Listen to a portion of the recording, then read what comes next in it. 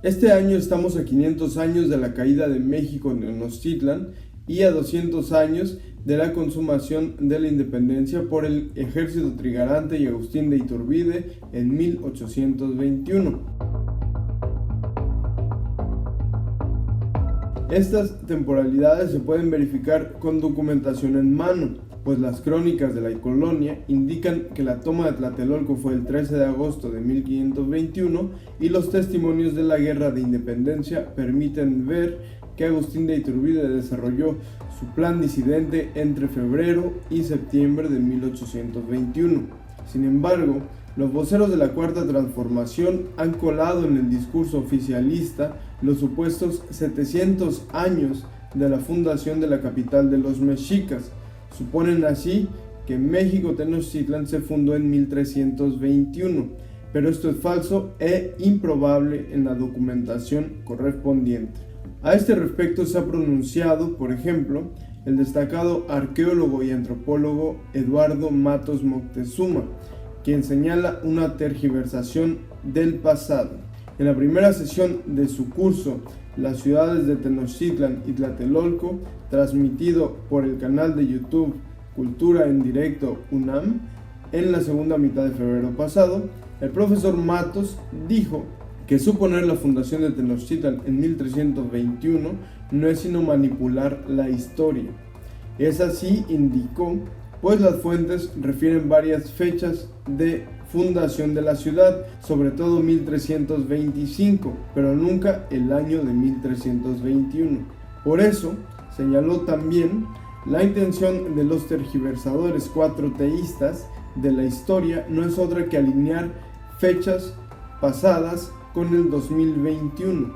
Esto es el tercer año de gobierno de la Cuarta Transformación. Evidentemente, no se trata de un simple error de algún individuo despistado que no se sabía las fechas de la historia. Esto queda más claro si se considera que, a pesar de los reclamos de gente de la talla de Eduardo Matos, hoy se sigue manteniendo la mentira en las páginas oficiales que se ocupan de las conmemoraciones. ¿Por qué ocurre esto entonces? Porque se está haciendo un uso político de la historia, respondo yo. Lo que se nos intenta decir al alinear esta fecha con 2021 es, sin rodeos, que el gobierno que está hoy en el poder es heredero y resultado último de las luchas del pasado.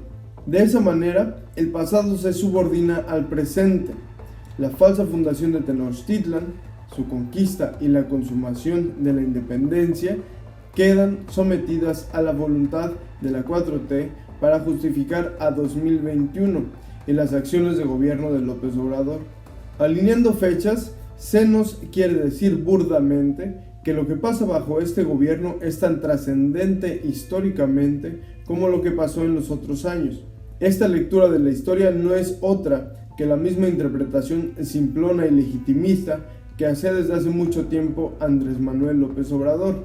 Por ejemplo, es la misma que expuso en su libro Hacia una economía moral de 2019, en donde sostiene, sin fundamentos suficientes, que su movimiento autodenominado Cuarta Transformación es nombrado por él mismo heredero de las luchas por la independencia y reforma y de la revolución. Llevaría a México este movimiento a una cuarta transformación que acabaría con un mal histórico, la corrupción, para barrer con ella de una vez a todos los males del país. Esta situación no es nueva ni única en México.